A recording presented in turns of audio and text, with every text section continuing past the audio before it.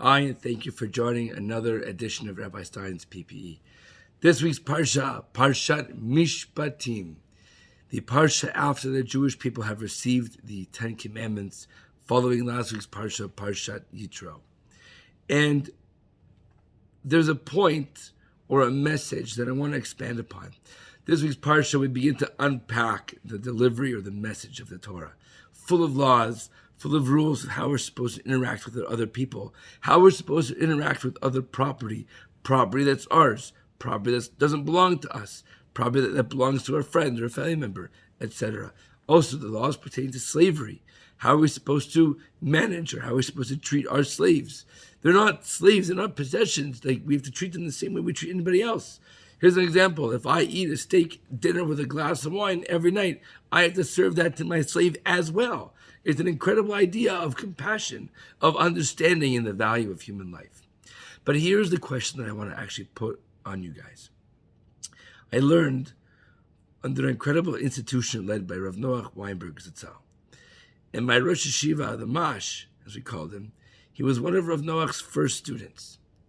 And the Mash told me, he said to me, when Rav Noach had a question, when Rav Noach was challenged by something, it consumed him. He couldn't stop. He couldn't put it down. He would pursue an answer. He would pursue clarity until he received it. Could be an hour. Could be 3 hours. It could be 2 days. He would dwell on this issue until he found clarity.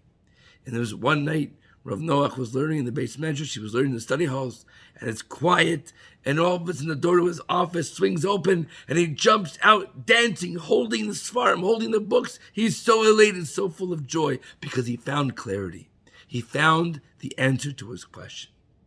My question to you: we live in a day and age when information is at our fingertips. It's but a click away.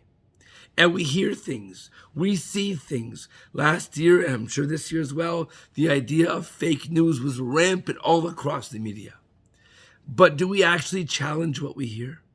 Do we question it? And if we do question it, do we go to the point so far to find the answer to our question? Or are we happy being complacent? And if we're being complacent, why? Is it because we're afraid of what the answer might be? Are we afraid of what the truth can possibly be? There's one thing that is eternal. And that's emes. That's truth. And there's an incredible wordplay over here. The word for falsehood or lies is sheker in Hebrew. And the word for truth is emet. And if you take the word emet, aleph, mem, taf, it's all flat. All the letters rest nice and happily on the ground. But you take the word sheker, you have a shin, you have a kuf, and a resh. The word for falsehood of sheker balances precariously on the leg of the kuf. And the minute you begin to undermine and find out and explore and challenge the falsehood, it falls apart. But the more you dig under emes, the more you dig under truth, you'll always find truth because it's consistent. That's what scares people. They're scared to face the truth of what lies on the other side.